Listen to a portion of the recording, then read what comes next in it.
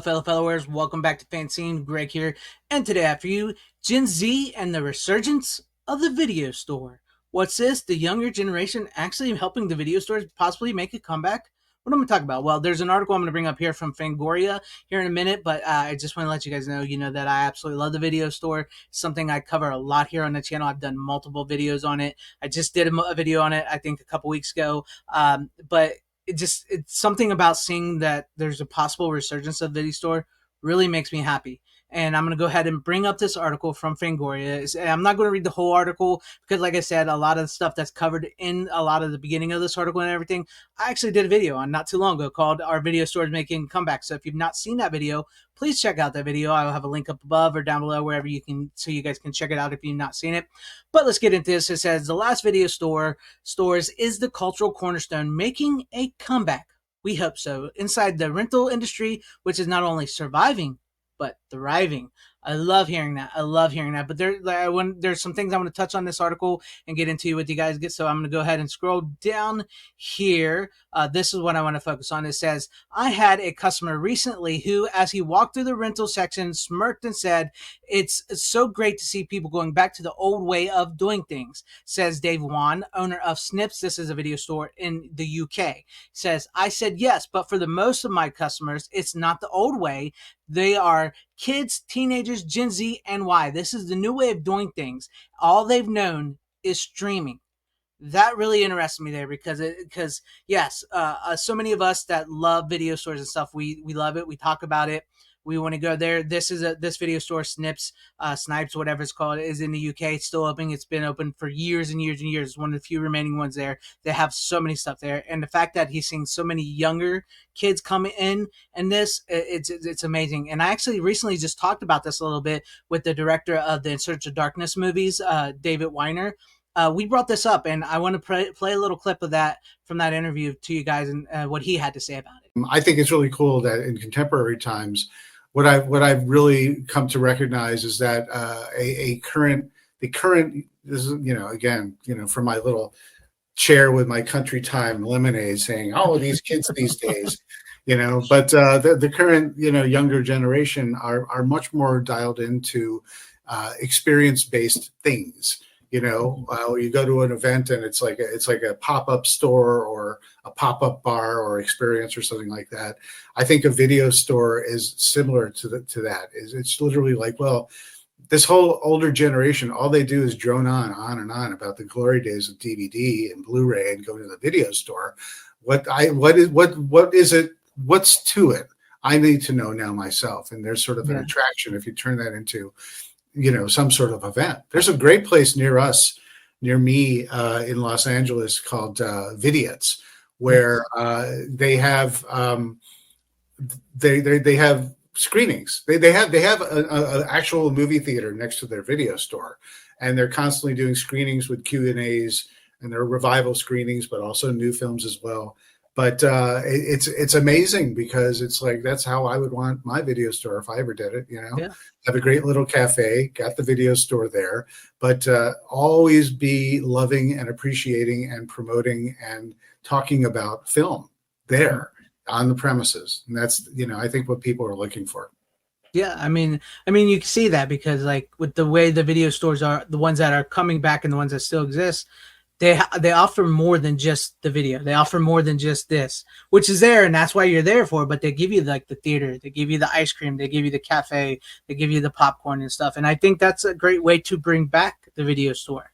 I absolutely love that. That was such a great conversation with David Weiner, which you guys will see very soon, the full conversation about In Search of Darkness and so many other things. But let's get on to here, because some of that stuff we mentioned there and about how video stores now, have theaters and everything, we're going to get to a little bit in this article. But I also do want to read this little section here. That's a great picture, by the way, from the Snipes Snips. I want to say Snips. I don't know why, but Snipes video store, great picture there. But I do want to bring this up before we get into the whole with video stores, what they need to do now. So it says, Preservation is key, he reflects. I have a young guy here every week who's studying film at Liverpool University, and he raised the issue that he had access to every facet of film history at Snipes, but his fellow students were stuck siphoning through whatever the streamers dictated. It's a terrifying situation. The lack of availability not only stifles the passion of so many young film obsessives, but when titles are available, the cost of having to subscribe to multiple streamers is hugely prohibitive. For students in the working class, film is slowly becoming an elitist pastime. This is what streaming has done, right? It's because what's on streaming is so limited. It's mostly new stuff. It's content. They take off so much of the stuff in the past, and I think we even covered here not long ago on the channel that like most of it is stuff from the 90s upwards. Nothing really before the 90s. Yes, there are stuff from the 60s, 70s, and 80s and stuff on there. A lot of the most popular ones, but some of the stuff from the past and stuff, it's just not on streaming because they wanted to play to the newer, younger audience. And the thing is, the newer, younger audience are wanting to go back to physical media because of people. I don't need to tout my own horn, but I would say I would hope I have a little bit in that. I'm not huge in this, but like I know mostly they do TikTok and stuff, not so much long videos like this on YouTube. But I would hope that I'm inspiring these younger kids to want to figure out, like David said, what was the video store about? I want to experience that. I want to see that. And a lot of people are getting fed up with streaming. And I just find that funny that this young university student has better access to film and entertainment at a video store than through streaming. Now, I mean, that warms my heart a little bit, and I feel bad for the kids that don't have that. So let's continue. You guys say, what about the stores in America, right? What about stores in America? So there is one here that they cover, stateside. It says the ideal of important physicality of cinema is echoed stateside at Movie Madness, based in Portland, Oregon. The store boasts over 90,000 titles to rent, and that's not all. Following the retirement of original owner Mike Clark, Madness was bought by local cinema, the Hollywood Theater, in 2018, and since then the store has diversified to include a screening room and a film appreciation program, and that's before you even mention the Movie Madness Museum of Films and Props and Costumes. Like we mentioned there earlier, I mentioned there earlier, with the resurgence of the video store, it has to be so much more than just the video store. It has to be an appreciation of film altogether. You got to have the titles there. You got to have the DVDs, the Blu-rays, the 4Ks, the VHS. And like I didn't read it earlier, but I should have read it earlier in an article about Dave Wan and the Snipes UK stories. Like he talks about how boutique Blu-rays and stuff are becoming expensive for people to buy, and a good way to get those into the hands of people, which is better than streaming, is to have them be able to be rented at a video store for people to see them because they can't always buy them, because it's become an elitist pastime.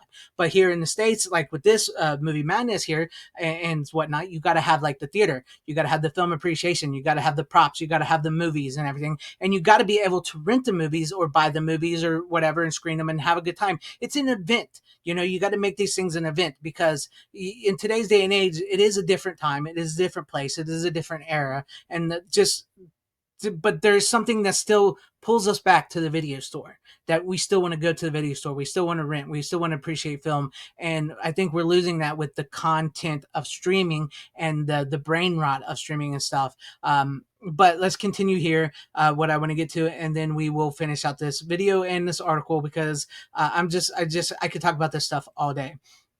So I want to get to this where they talk about how they would see if the video stores could survive today. So it says, so what's next for rental stores? Could we be seeing a resurgence? Dave Wan of the UK store admits he dreams of a world with a movie rental store in every town, but sadly he feels it's impossible, citing the prohibitive startup cost of acquiring enough stock to offer a viable alternative to streamers. But back in Portland, Matt is more optimistic. The Movie Madness. It says, I actually believe that the future for video stores is pretty bright, he beams. There was definitely a storm to weather, but it seems like the current resurgent interest in physical media and growing dissatisfaction with streaming has driven a lot of success to the remaining video stores and is even encouraging some new shops to open, which is true. I just covered that in a video. There was a new shop that just opened up in New York, a brand new video store, and said if you have a local video store in your community, it's important to support them because the work they are doing to ensure that cinema remains widely available to the public is urgent and necessary. Long live physical media. Absolutely, because physical media is the superior format, and take that down. I wanted to read both of those, because yes, there is something about video stores, like with the Snipes, it's been open for years, 30, 40, 60 years. I can't even remember how to say it. So they've built up all this inventory. So to start a new video store is a bit of a risk, you know. Like I said, I would love to have video stores all over the streets again, where we can rent movies every day and everything. But it does cost money. It's not maybe the best business decision. But however, we are starting to see, per this article and other stuff I've covered, that video stores or stores selling physical media that feel like a video store are starting to pick up a little bit in business. And if you do have the capital and you do have it and you want to start, like as mentioned, there was a new video store that just opened in New York. I covered in my video about the resurgence of video stores. They just literally reopened a new video store up in New York. So they are possible. They are coming back, and it's nice to see the younger generation being able to experience that and want to experience it because of people on. As much as I can't stand TikTok stuff, but because of like TikTok or YouTube or possibly even me, I love seeing that, and I love the video store. And if I can get it, if I can make videos and people watch them and they want to go to the video store and video stores thrive and grow, that would be awesome. I still think they are very, I mean, I know these are like in bigger cities and stuff, which is great. I understand that's why they're thriving, but I really do think video stores could really thrive in rural areas where the internet is bad, because not everybody has the best internet. Not everybody likes streaming. Some people really do still just like a physical copy and want to experience a video store. Libraries are really great still to rent at, but I do think in rural areas, video stores could work, but you also have to offer them something like we mentioned earlier, like a theater going experience, events, coffee, beer, stuff like that, props. I think that is a new way of doing a video store, and I would love to see that happen. But let me know what you guys thought about all this in the comment section down below. If you're a younger person watching this video, because I do tend to skew older on my views in analytics, but if you're watching this and you're young, what do you guys think about the video store? Have you ever experienced? Do you want to experience? And the people who love the video store, do you want to see the video store make a comeback? Let me hear all your thoughts and comments in the comment section down below. And if you liked what you saw here, maybe consider hitting the like button, subscribing, and hitting that bell for notifications. That'd be awesome to earn you guys' subscriptions, or possibly share the video out for everybody to see, or join and become a channel member, because that would help out my channel immensely. Thank you, and shout out to all my channel members. I appreciate each and every one of you guys. Thank you guys for being channel members here and for all of your support. To everybody watching, whether you liked me, hated me, or liked this video, or hated this video, I thank you for sticking this long. Wherever you all are, please have a great, safe, happy, healthy day, morning, afternoon, evening, and night. Always support physical media, because it really, truly is the superior format, now more than ever. Godspeed.